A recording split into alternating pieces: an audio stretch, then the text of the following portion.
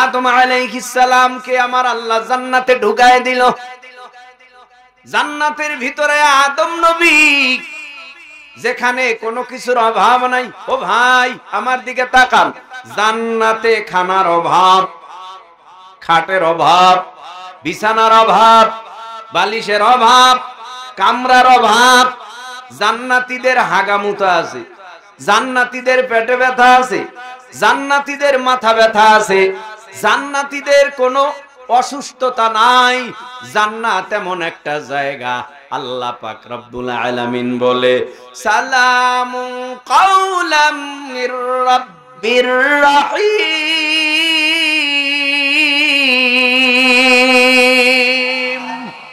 জান্নাত নামের জায়গা শান্তির জায়গা। ওখানে যদি কেউ একবার ঢোকে আর কোনোদিন তারে বের করা হবে না। জান্নাত এমন একটা জায়গা, ওখানে ঢোকার পর শুধু আরাম আর আরাম। কিন্তু আদম নবী জান্নাতে থাকতেছে একা একা, জান্নাতে ভালো লাগে না। কয়দিনেই বা জান্নাতে একা একা ভালো লাগে। ও ভাই একটা আনুষঙ্গিক কথা বলি, জিহ্বা নাড়ায় বলেন, আমাদের দুই কাঁধে দুজন ফেরেশতা আছে না নাই? বিশ্বাস করেননি আপনারা? ডান কাঁধে একজন, বাম কাঁধে একজন, দুই কাঁধে দুজন ফেরেশতা। এরা কি করে? লেখে লেখে লেখে। কি লেখে? তোমার আমলনামায় কয়টা গুনাহ, তোমার আমলনামায় কয়টা নেক, তোমার আমলনামায় কয়টা মিথ্যা, তোমার আমলনামায় কয় ওয়াক্ত নামাজ কাজা, তোমার আমলনামায় কয়দিন সুদ খাইলা সেই গুনাহ সব লিপিবদ্ধ হইতেছে। এমনটা নয়, আল্লাহ পাক রব্বুল আলামিনের ফেরেশতারা জুলুম কইরা তোমারটা বেশি গুনাহ লেখে। বলেন না, যা কর্ম, যেমন কর্ম করবা তেমন ফলই তারা দিবে, লিখবে।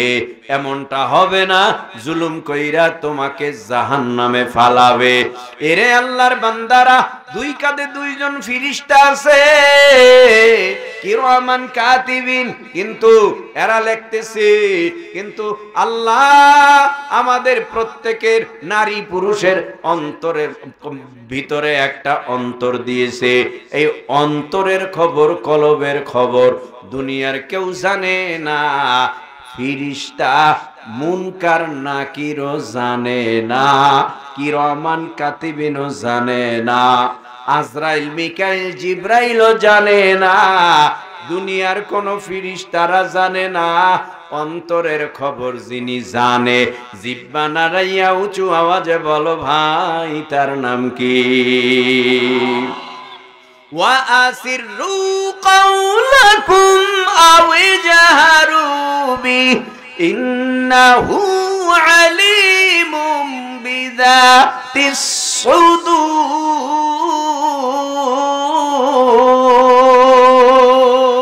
সুদূর। আরো জোরে বলেন আল্লাহু আকবার। আল্লাহু আকবারে কি সমস্যা আছে এলাকায়? দলীয় কোন প্রতীক? সমস্ত মুমিনের জনপ্রিয় এক নাম আল্লাহু আকবার।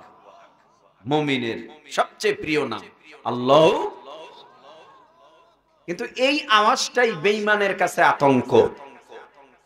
এই আল্লাহু আকবারের আওয়াজটাই বেঈমানওয়ালা বেঈমানদের কাছে আতঙ্কের নাম। কারণ যদি কেউ আল্লাহু আকবারের স্লোগান দেয়, তখন বেঈমানেরা আতঙ্কিত হয়, না জানি চেয়ার ভেঙ্গে টুকরো টুকরো হয়ে যায়।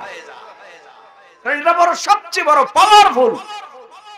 বেঈমানেরা কামানরে যত ভয় না করে, বিমানরে যত ভয় না করে, ট্যাং বোমরে যত ভয় না করে, ক্ষেপণাস্ত্রে যত ভয় না করে, তার থেকে বেশি ভয় করে আল্লাহু আকবারকে। কারণ আল্লাহু আকবারের ধ্বনি দিয়েই গোটা পৃথিবী জয় করা সম্ভব। এজন্য তারা ভয় পায়, আল্লাহু আকবারকে তারা বেশি ভয় পায়। ভাইরা আমার, তেলাওয়াতের পরে আল্লাহু আকবার বললে গুনাহ টুনা হয় না, সওয়াব হয়? জোরে বলেন। আরে ভাই, সওয়াব কি? সওয়াব কি এটা বুঝি না, জানি না, এর গুরুত্ব নাই, যার কারণে সওয়াবের প্রতি আমাদের আগ্রহ নাই। উহুদ পাহাড় সব স্বর্ণের হলে যত দাম, মুমিনের ছোট্ট একটা নেকির দামের থেকে আরো বড়। সুবহানাল্লাহ কয় না? এক খিচুড়ি আছে নি আজকে? তবরক আছে? তবরক নেই। যারা বয়ে রয়েছেন সব সলিড মানুষ, তবরকের আশায় বসেন নাই, আল্লাহর দিদারের আশায় বসছেন, ঠিক না? এই জন্য আমরা যারা বসছি, আল্লাহ তাআলা হতে পারে এই মাহফিলকে জড়িয়ে করে পরকালে নাজাতের ব্যবস্থা করে দিতে। এ ক্ষমতা আল্লাহর নাই? ভাইরা আমার, অন্ধকারে যদি কেউ পাপ করে কে দেখে? আলোতে করলে কে দেখে? অন্ধকারে করলে আল্লাহ, আলোতে করলে আল্লাহ। ঘরের দরওয়াজা জানালা পর্দা আটকাইয়া করলেও দেখে আল্লাহ। ওয়া আসিরু কাওলাকুম আও ইজহারু বি ইন্নাহু আলিমুম বিযাতিস সুদূর।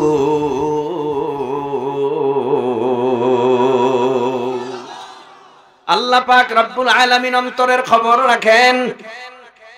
আদম পয়গম্বরের অন্তরের ভেতরে কি কল্পনা জল্পনা হয় কেউ জানে না, আমার আল্লাহ জেনেছেন। একা একা জান্নাতের মধ্যে কয়দিন ভালো লাগে, আরামের জায়গা, খুব শান্তির জায়গা, ভালো লাগে না। আল্লাহ পাক সিদ্ধান্ত নিলেন আদমের জন্য একজন সঙ্গিনী দরকার। আমি আল্লাহ নিজে আদমের জন্য এখন তার সঙ্গিনী বানায় দেব। সুবহানাল্লাহ। আদম পয়গম্বরের বাম পাজরের হাড্ডি থেকে আমাদের আদি আম্মা হযরত হাওয়া আলাইহিস সালামকে বানায়া জান্নাতের ভেতরে আব্বাজানের কাছে বসা করায় রাখলেন। হঠাৎ আব্বাজানের ঘুম ভাঙছে। ঘুম ভাঙিয়া দেখে সুন্দর কুমারী রূপসী বিশ্ব সুন্দরী তার কাছে বসা। আব্বাজান দেখেই পাগল হয়ে গেছে আম্মাজানের জন্য। আল্লাহ বিবাহ বন্ধনে আবদ্ধ করায় দিল। বিয়া হয়ে গেছে, এখন একজন আর একজনের স্বামী স্ত্রী। টাকায় সওয়াব, টাকায় সওয়াব। এখন জান্নাতে দুজন আরামে শান্তিতে বসবাস করে। সুখের জায়গা, সুখের ঘর, সুখের বাড়ি জান্নাতের মধ্যে। আর আনন্দ কম না। হঠাৎ ওই যে আল্লাহ জান্নাতের মধ্যে আদমকে ঢুকায় দেওয়ার পর আল্লাহ বলেছিলেন, ইয়া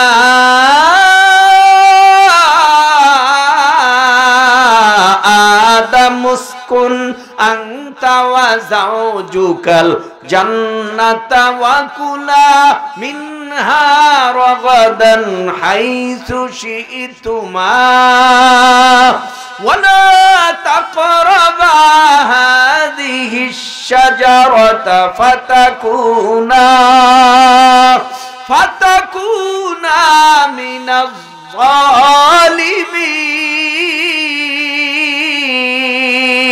الظالمين মুসলমানি বুয়াদ গারদান নেহাদান আইনানে খুদ বদসতে খাজাদান করবসুরত আদমি ইনসাবুদে আহমদ বু জাহলোহানক সাবুদে আদমিরা আদমিয়াদ লাজিমাস উদরাগর বুনা বাশত হই জামাস। এরে আল্লাহর বান্দারা, জান্নাতের মধ্যে আল্লাহ পাক আদম নবীকে বললেন, জান্নাতে থাকো, যেখানে ঘোরার ঘুরো, যা খাওয়ার খাও, যাও পান করার করো, নিষেধ নাই, তবে সাবধান। এর ভিতরে একটা গাছ আছে, গন্ধম গাছ, ফলের গাছ, ওখানে যাইও না, ওখানে গেলেই কিন্তু ধ্বংস হয়ে যাইবা। ঠিক ওই আদম নবী যায় না, কিন্তু শয়তান ওই গন্ধম গাছের কিনারায় গিয়া তসবি টেপে ধোকা দেওয়ার জন্য হাওয়া আলাইহিস সালামকে, আদম আলাইহিস সালামকে তাসবিহ টিপিয়া ধোঁকা দেয়, আল্লাহর নামের জিকির করে, তাসবিহ করে, দূর থেকে ধোঁকা দিয়া ফেলছে আম্মা জানকে।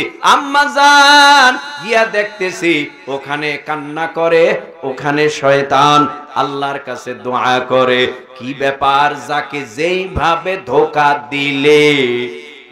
দিলে তাড়াতাড়ি তার ঈমান নষ্ট করা যাবে, ঠিক সেই সূরাতে সেইভাবেই তাকে ধোঁকা দেওয়া হয়। এই জমিনের মধ্যে একজন ভালো মানুষরে ধোঁকা দিতে হলে ভালো মানুষ সাইজা শয়তান ধোঁকা দিবে। এরে আল্লাহর বান্দারা, জান্নাতের মধ্যে আম্মাজানকে ধোঁকা দিয়া তার কাছে নিয়ে গেল। এই হাওয়া, তুমি জান্নাতে থাকবানি তোমার স্বামীর সাথে? কয় হ্যাঁ। জান্নাতে থাকতে হলে গন্ধম খাও, খাইলে জান্নাত থেকে জীবনে আর বের হওয়া না। আল্লাহ বুঝাইলেন একটা, শয়তান বুঝায় আর একটা। শয়তানের ধোঁকায় পইরা হাওয়া আলাইহিস সালাম গন্ধম খাইলেন, স্বামীরেও খাওয়াইলেন। দোনোজনের জান্নাতের পোশাক খুলে পড়ে গেল। আল্লাহ পাক রব্বুল আলামিন দেখলেন বান্দা বান্দির এখন আদম এবং হাওয়ার পায়খানার ব্যাগ হইল। জান্নাতের মধ্যে তো বাথরুম খুঁজে পাওয়া যাবে না। বুঝেন নাই মনে হয়? জান্নাতের মধ্যে তো বাথরুম খুঁজে পাওয়া যাবে না, কারণ জান্নাতের ভিতরে মানুষ খাবে, খাইতে খাইতে খালি পেট উঁচা হবে না, গলার পর্যন্ত খেয়ে ফেলবে, কিন্তু পায়খানা নাই, পেট খারাপও নাই, অস্বস্তিতাও নাই। 2 মিনিট খাইছে, আবার খাবে, আবার খাবে, আবার খাবে। খাওয়ার কি মজা! প্লেট শুদ্ধ খায়া লাগবে। কল্পনার কথা কই মনে হয়? হ্যাঁ, প্লেট শুদ্ধ খাবে, জান্নাতের খাবে তো খাবে, প্লেটও খাবে। এত স্বাদ, এত মজা, জান্নাতের সব খেয়ে ফেলবে, কিন্তু পায়খানাও নাই, পেশাবও নাই। ওই জান্নাতের মধ্যে খালি আরাম। ওই জান্নাতে গন্ধম খাওয়ার পর পায়খানার ব্যাগ হইল। জমিনের মধ্যে আমার আল্লাহ আদম হাওয়াকে দুনিয়ায় দুজনের কুদরতে হাত ধরে পাঠায় দিল। আদম নবী উপরের দিকে তাকায় না, লজ্জা লজ্জা লজ্জা, চোখের পানি ফালাইয়া কান্না করে আর বলে, রব্বানা যালামনা আনফুসানা ওয়া ইল্লাম তাগফির লানা ওয়া তারহামনা লানাকুনান্না মিনাল খাসিরিন। রব্বানা যালামনা আনফুসানা ওয়া ইল্লাম তাগফির লানা ওয়া তারহামনা লানাকুনান্না মিনাল খাসিরিন।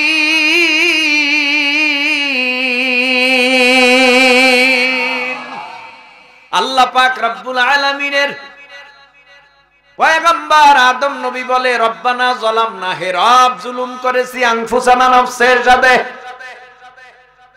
রব্বানা যালামনা আনফুসানা ওয়া ইল্লাম তাগফির লানা, আমারে তুমি ক্ষমা করে দাও, তুমি যদি আমারে ক্ষমা না করো আমি ধ্বংস হয়ে যাব। কানলেন একদিন 2 দিন না, 350 বছর কানতে কানতে কানতে কানতে হঠাৎ আসমানের দিকে তাকাইয়া দেখি আল্লাহর নামের সাথে একটা নাম ঝুলে, একটা নাম লটকানো। আল্লাহ পাক রব্বুল আলামিনের পয়গম্বর আদম নবী বলে, আদম নামে সর্বপ্রথম তুমি আমায় বানায়া তোমার সাথে কাহার নামটা লিখিলা রাখিয়া। আল্লাহ বলেন, আমার বন্ধু মুহাম্মদ আমার সাথে জড়িত, যাহার সৃষ্টি না হইলে আসমান জমিন না হইত। আল্লাহু আকবার। ও দয়ার মালিক, ওই নামের উসিলায় মাফ করে দাও। আল্লাহ মাফ কইরা দিছে। আদম পয়গম্বর, হাওয়া আলাইহিস সালাম দুজন একত্রিত হয়ে গেছে। আল্লাহ কয় এখন তোমাদের বাচ্চা কাচ্চা দুনিয়ায় হবে। আমি আল্লাহ নবী তোমাকে নবুয়াত দিলাম, আদম নবীরে নবুয়াত দিয়া আসমানি কিতাব সহিফা দিয়া দিল ক্যাটালগ হিসাবে। এই ক্যাটালগ দিয়া যেন জান্নাতের রাস্তা জাহান্নামের রাস্তা দেখাইতে পারে। ঠিক ওই জান্নাতের রাস্তা সন্তানদের দেখায়, জাহান্নামের রাস্তাও দেখায়। এইভাবে চললো দীর্ঘদিন। শয়তান ধোঁকা দেওয়া আরম্ভ করলো দুনিয়ার জমিনে। সন্তানদের মধ্যে মারামারি কাটাকাটি হানাহানি লাগায় দিল। আস্তে আস্তে আস্তে আস্তে করে আমার আল্লাহর তরফ থেকে আদম নবী এবং আদম সন্তানদের আল্লাহর তরফ থেকে কর্মসূচি দিল, ও আদম বানাইলাম তোমারে মাটি দেয়া, এরপরে আমি আল্লাহ তুমি সহ তোমার সন্তানদের আমি আল্লাহ কর্মসূচি দিলাম। এক নাম্বার কর্মসূচির নাম আমানতু বিল্লাহ। আল্লাহু আকবার। এক নম্বর কর্মসূচির নাম অদৃশ্যের উপরে বিশ্বাস করা। আল্লাযীনা ইউমিনুনা বিল গায়বি ওয়া ইউকিমুনাস সালাতা ওয়া মিম্মা রাযাকনাহুম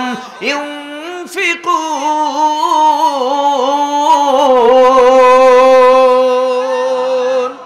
আল্লাহ পাক রব্বুল আলামিনের নামাজ পড়ি, যাকাত প্রদান করি, আল্লাহরে দেখি। কথা কয় না আপনাদের দেওয়ানগঞ্জের মুসলমানেরা আল্লাহরে প্রতিদিন দেখে। তারপরেও আমরা বিশ্বাস করি কিনা আল্লাহ আছে?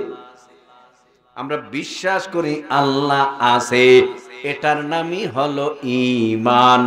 বিশ্বাস করি ফেরেশতা আছে, এটার নামই ঈমান। বিশ্বাস করি আসমানি কিতাব আছে, এটার নামই ঈমান। আমানতু বিল্লাহি ওয়া মালাইকাতিহি ওয়া কুতুবিহি ওয়া রুসুলিহি ওয়াল ইয়াউমিল আখিরি ওয়াল কদরি খাইরিহি ওয়া শাররিহি মিনাল্লাহি তাআলা ওয়াল বা'সি বা'দাল মাউত। সুবহানাল্লাহ। আমরা আল্লাহকে বিশ্বাস করি, কতটুকু পরিমাণে করি? কতটুকু?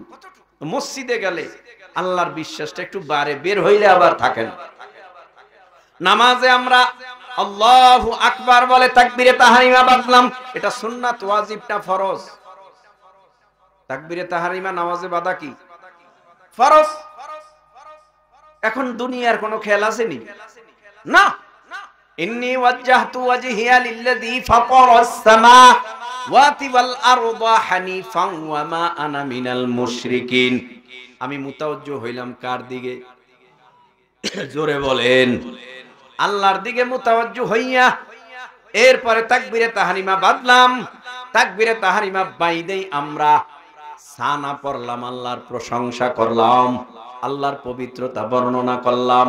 সুবহানাকাল্লাহুম্মা ওয়া বিহামদিকা ওয়া তাবারাকাসমুকা ওয়া তাআলা জাদ্দুকা ওয়া লা ইলাহা গায়রুক। ও ভাই, নামাজ শুরু থেকে শেষ পর্যন্ত কত আহকাম আছে, কিন্তু এগুলি অনেকে আদায় করে না।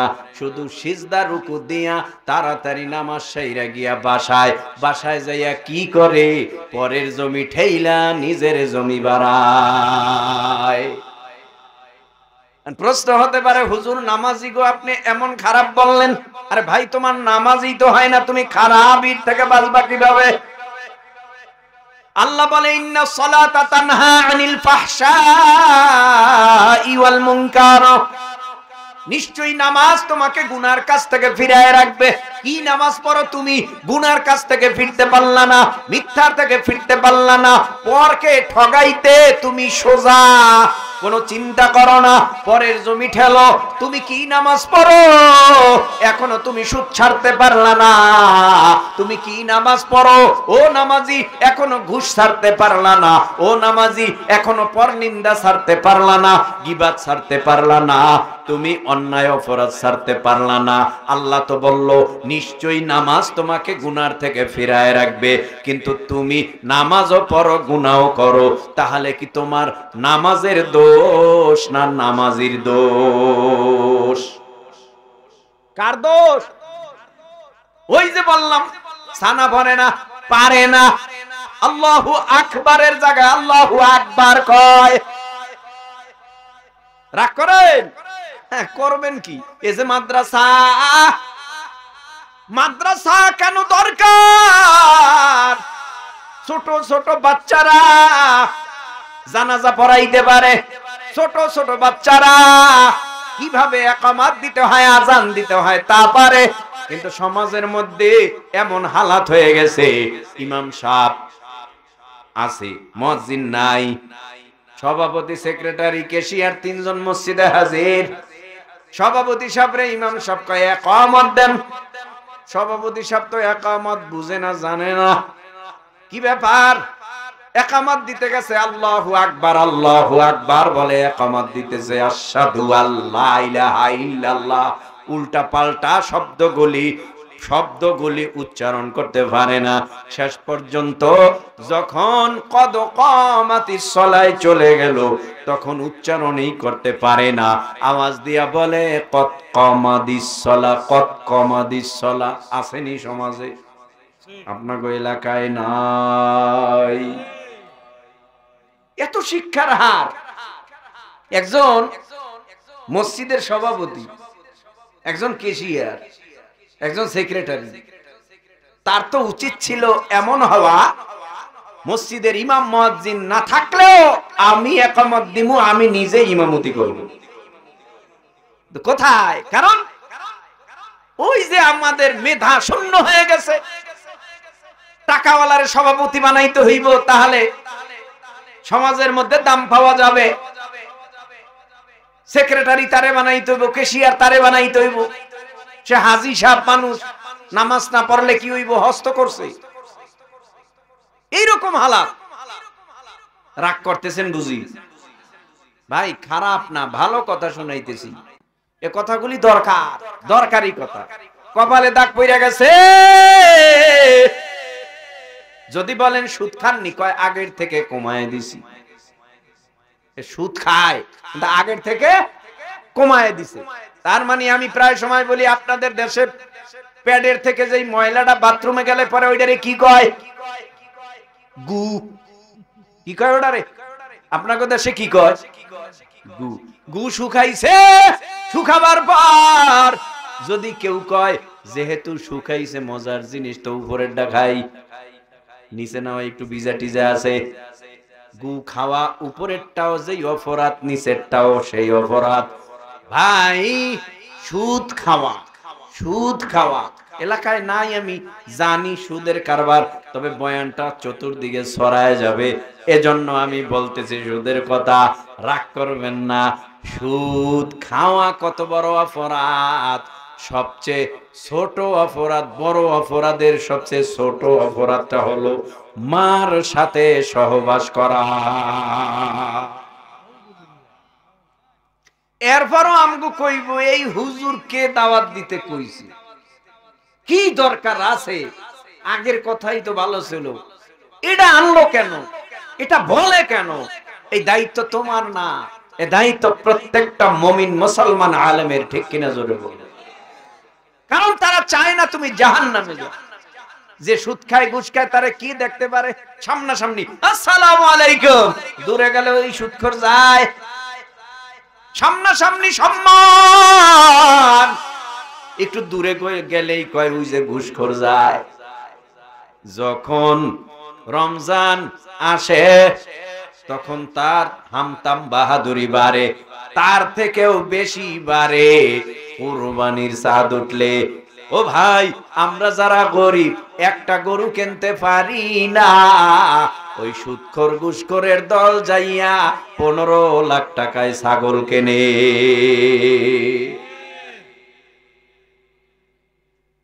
15 লাখ টাকায় ছাগল কেনে, ছাগল। ওইটারে শুনলাম ধরছে ওই দিন, ওইটার বাহিরে কয়দিন আগে। ধরবে, অপেক্ষা করো, আমাদের সুযোগ দিতে হবে ধরার। কথা বলো না কেন? আমাদের সুযোগ দিতে হবে, ধরতে হবে, সাইজ করতে হবে। কারণ চোরকে যদি বারবার সুযোগ দেন চুরি করবে বারবার। কথা কন না কেন ভাইরা আমার? আচ্ছা আপনারা বলেন, যারা সুদ খায়, এখন টাকা আছে, কিন্তু এদের মতো কিফটা পৃথিবীতে কেউ নেই। এরা কিফটা, এমন কিফটা, কিফটা কয়নি আপনাকে দেশে? হার কিফটা। এই ঠিক আছে, হার কিফটা মানে এমন কিফটা, নিজেও খাবে না, অন্যরাও খাইতে দেবে না। এরকম আসেনি আপনাকে সমাজে? নিজেও খায় না, অপরকেও খাইতে দেয় না। শুটকি হইয়া মরে, শুটকি শুটকি শুটকি দিয়া মরে। আল্লাহ আমাদের বুঝ দেন, আল্লাহ এর থেকে হেফাজত করেন, আল্লাহ আমার জাতিকে হেফাজত করেন, আল্লাহ আমাদের পরিবারের সবাইকে সুদ ঘুষ থেকে হেফাজত করেন, বলেন আমিন। ভাইরা আমার, আল্লাহ পাক রব্বুল আলামিন বলে, এই জমিনের মধ্যে আমি আল্লাহ কর্মসূচি দিলাম আদম নবীরে। 1 নাম্বার আমানতু বিল্লাহ, 2 নাম্বার কর্মসূচির নাম হলো আমিলুস সলিহাত। ঈমান আনার পর 2 নাম্বার কর্মসূচি আদায় করবা নেক আমল, নেক আমল। ও ভাই, এই মাত্র একটা মানুষ কালেমা পড়ে মুসলমান হইল। এখন মুসলমান হওয়ার পর তার ভিতরে ঈমান, ঈমান আনার সাথে সাথে 2 নাম্বার কাজ হলো তার নামাজ। 2 নাম্বার কাজ কি? নামাজ। নেক আমল করো ভাই। আল্লাহ এক আয়াতে জানায় দেয়, যদি তোমরা আমি আল্লাহর দেওয়া 2 কর্মসূচির উপরে আমল করো, আমি আল্লাহ তোমাদেরকে সোজা 8 জান্নাতের বড় জান্নাতটা দিয়ে দেব। জোরে কোন সুবহানাল্লাহ। ইন্নাল্লাযীনা আমানু ওয়া আমিলুস সালিহাতি কানাত লাহুম জান্নাতুল ফিরদাউসি নুজুলা।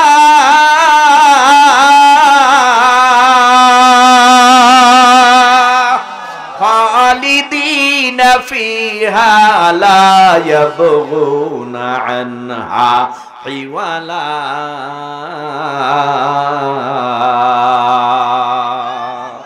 আল্লাহ পাক বলে, নিশ্চয়ই যারা ঈমান আনার পর আমলে সলেহ করবে, আমি আল্লাহ তাদের জন্য ফেরদাউস জান্নাত সাজায় রাখলাম।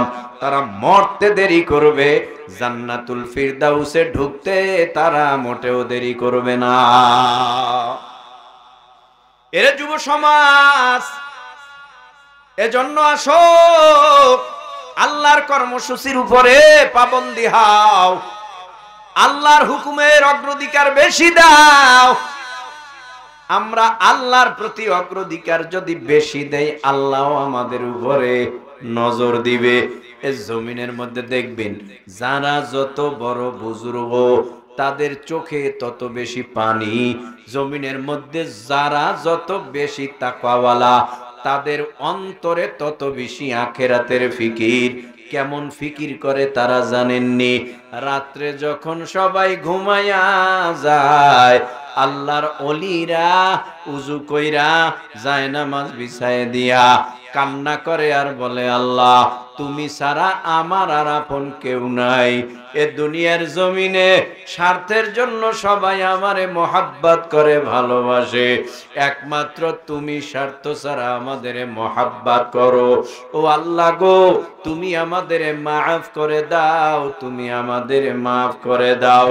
গভীর রাত্রে সবাই ঘরের দরওয়াজা যখন বন্ধ থাকে, ওই গভীর রাত্রে চোখের পানি ফেলাইয়া বুজুর্গরা কান্না করে। এ যুবক, তোমার মতো কত যুবক 5 ওয়াক্ত নামাজ পড়ে, ইশরাক চাষ আওয়াবিন নামাজ আদায় করে।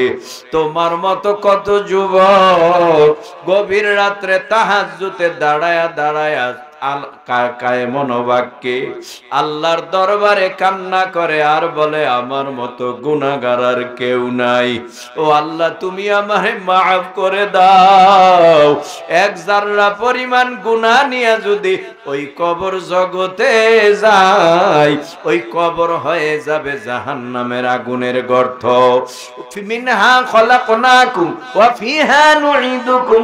আল্লাহ বলেন, মাটির মানুষ আমি আল্লাহ মাটির সাথে মিলায়ে দেব, তার মানে কবর জগতে নিয়ে যাবে। এ যুবক, ও তরুণ কিশোর, ও পর্দার আড়ালের মা, কয়েকটা মিনিট অন্তরের কানটা সজাগ করিয়া আমলের নিয়াইতে কথাগুলি শোনেন। ওই কবরের সাথে, কবরের মাটির সাথে আমরা সবাই মিলে যাব।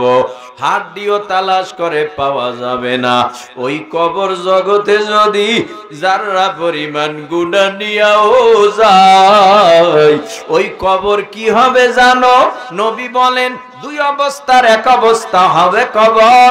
আল কবরু রাউজাতুম মির রিয়াদিল জান্নাহ আও হুফরাতুম মিন হুফারিন নার।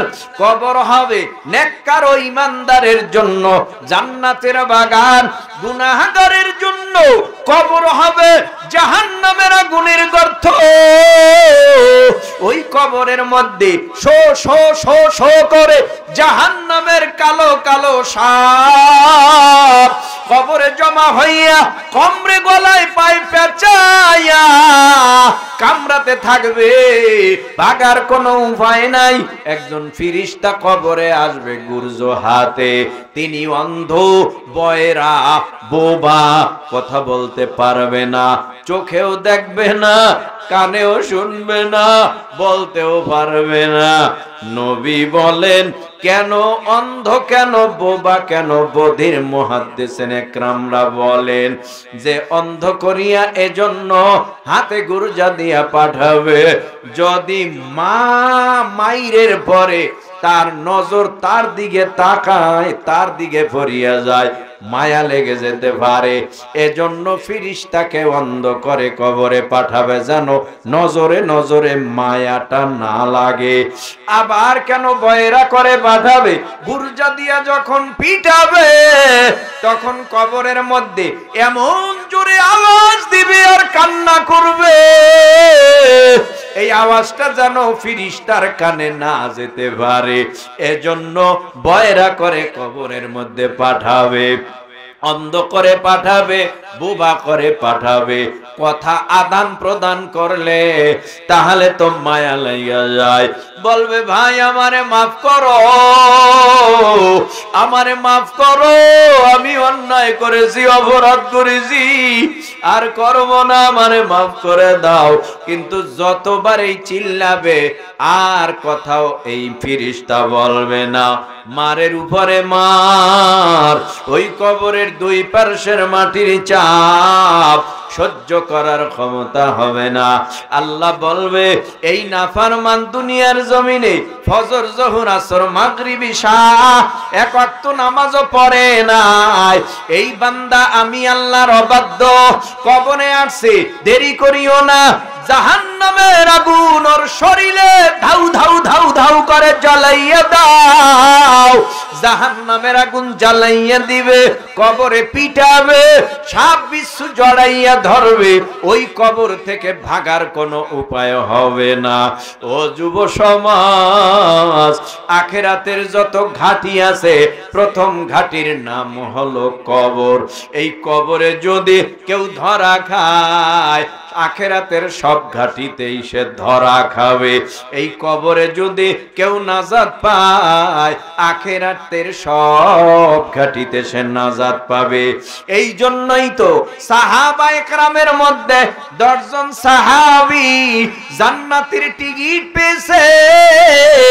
এর মধ্যে একজন হযরতে উসমান গনি রাদিয়াল্লাহু তাআলা আনহু, তিনি জান্নাতের টিকিট পাওয়া সাহাবী।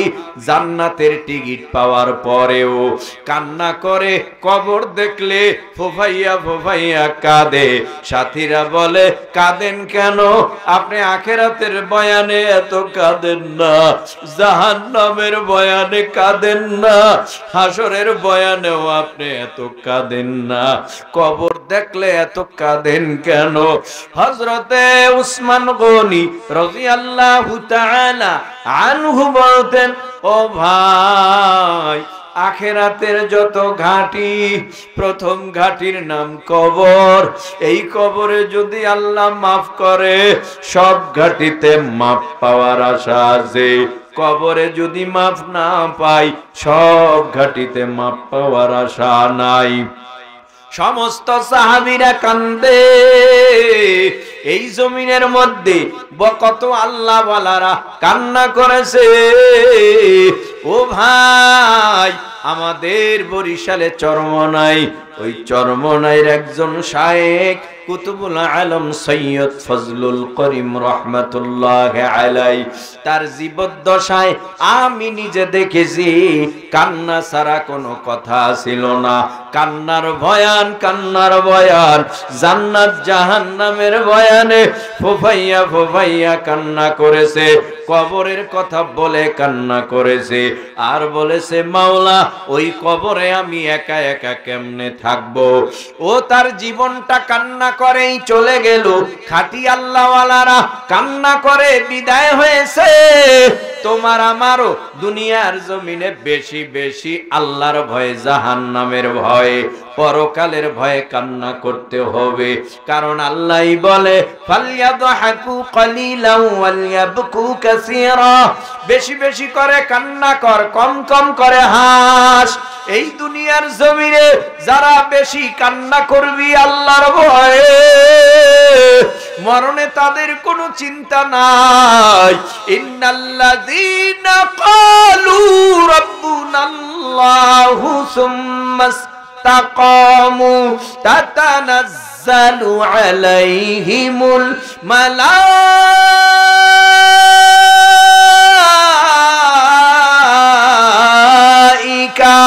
আল্লা তাখাফু ওয়ালা তাহজানু ওয়া আবশিরু বিল জান্নাতিল্লাতী কুনতুম তুআদুন।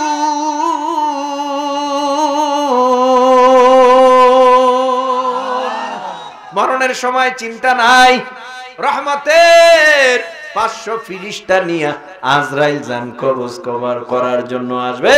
নামাজি, দিনদার, রোজাদার, নবীর সুন্নত মানে ওয়ালারা আয়েশা আজরাইল আলাইহিস সালাম স্বাগত জানাবে।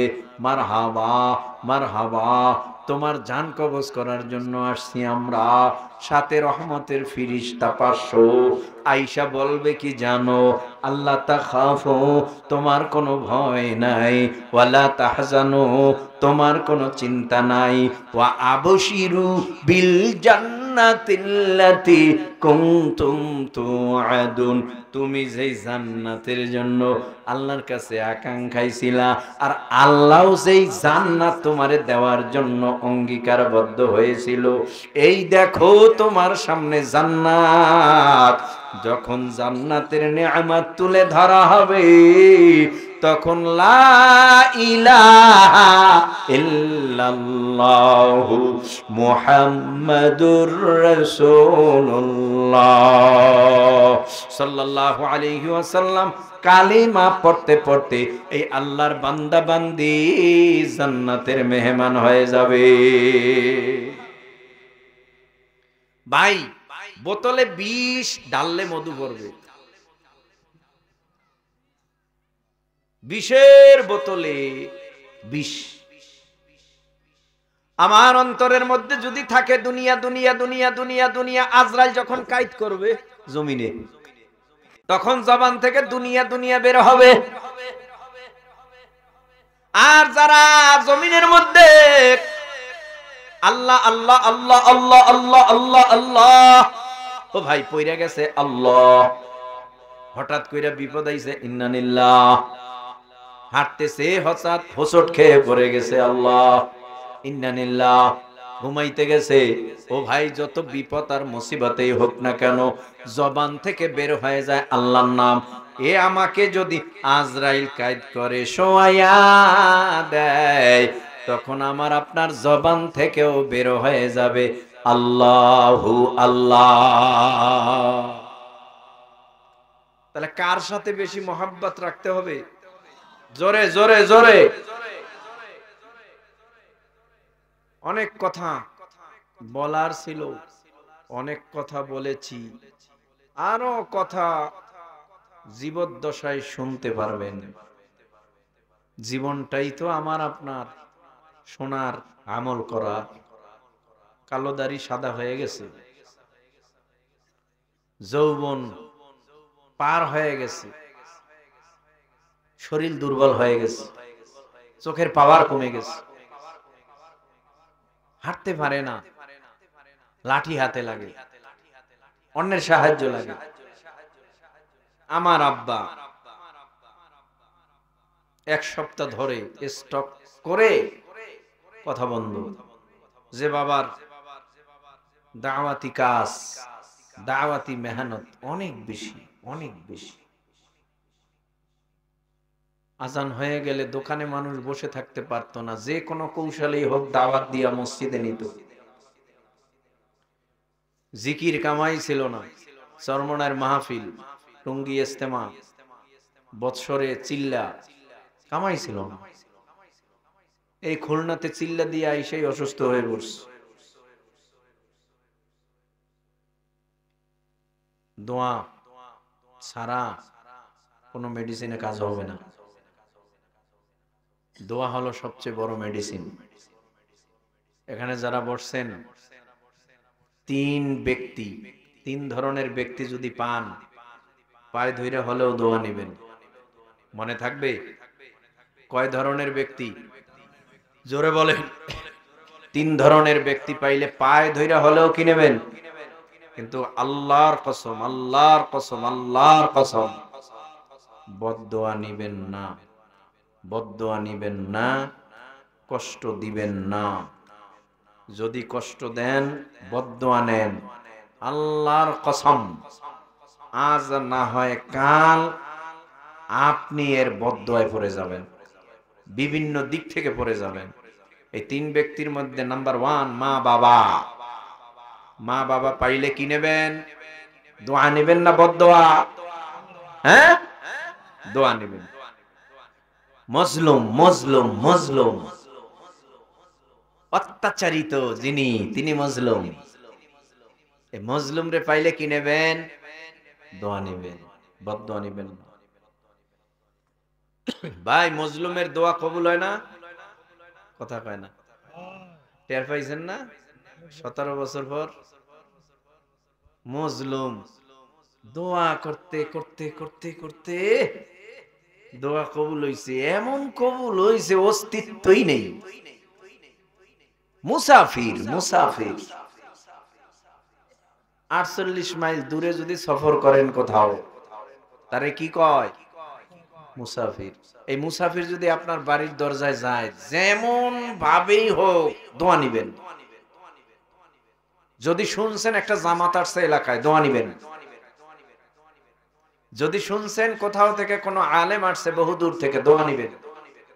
যদি শুনেন আহলে হক কোনো পীর সাহেব আসছেন আল্লাহওয়ালা, দোয়া নিবেন। কারণ ওই সময় তার দোয়া কবুল হয়, ওই সময় তার দোয়া কি হয়? মা বাবার দোয়া কবুল হয়, পাশাপাশি আর একটা বদদোয়া আছে, কবুল হয়। পাশাপাশি মজলুমের দোয়া কবুল হয়, বদদোয়াও কবুল হয়। মুসাফিরের দোয়া কি হয়? কবুল হয়। বদদোয়াও কি হয়? কবুল হয়। আমরা কখনোই বদদোয়া কারো থেকে নিব না। আমরা কি নেব? দোয়া নিব। এখন দোয়া কি? যাইয়া মার পা জড়াই ধরলেই দোয়া হয়ে যাবে? বাবার পা জড়াই ধরলে, মজলুমের পাও জড়াই ধরলে, আর মুসাফিরের পাও জড়াইয়া ধরলেই দোয়া হইব? দোয়া হবে আপনার ব্যবহারে, কাজে, আপনার কর্মে। দোয়া হবে আপনার কাজে, কর্মে, ব্যবহারে। আসুন আমরা ওই মা বাবার জন্য দোয়া করি। ভাই, রাত গভীর হলে ফজরের নামাজ সহজ হয় না কষ্ট হয়? হ্যাঁ, কষ্ট হয়। ফজরের নামাজ আল্লাহওয়ালা যারা, এরা ইশারের পরে কোনো বয়ান করে নাই। খেয়াল করেন, এদিকে আমার দিকে তাকান। এরা ইশারের পরে কিছু সময়ের পরে কি ঘুমায় পড়তো। এখনো যারা একেবারে ওই লেভেলের বুজুর্গ, এখনো তারা ইশার পরে কোথাও বয়ান করে না। ফরিদাবাদ মাদ্রাসা ঢাকার মুফতি আবু সাইদ হাফিজাহুল্লাহ ইশারের পরে কেউ তারে ভিডিও বয়ান করাইতে পারবে না। মাগরিবের পরে বয়ান, এশা পর্যন্ত। এরপরে তোমরা যা করো করো, আমার বিষয় না, আমি ইশারের পরে বয়ান করব না। আছে না এখনো মানুষ? হ্যাঁ, আছে। আমরা কি করি? রাত যত গভীর হয় আমাকে ওয়াজ তত জমে। রাত গভীর হইলে ওয়াজ জমে কেন?